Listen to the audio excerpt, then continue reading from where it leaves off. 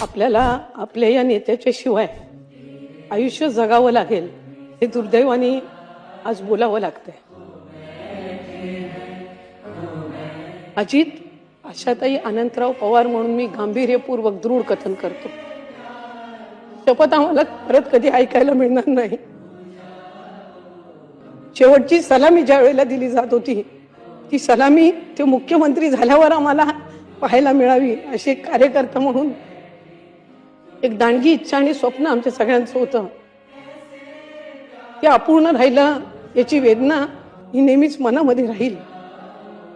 पण त्यांनी जे महाराष्ट्रासाठी केलं हे प्रेम महाराष्ट्राकडून कदाचित त्यांना ते असताना अनुभवायला मिळालं नसेल.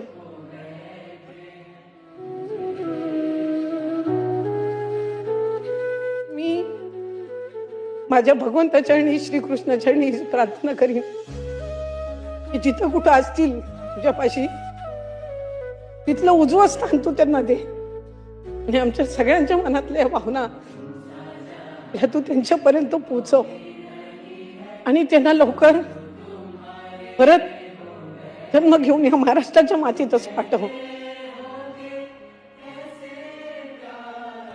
एकच वादा अजितांना,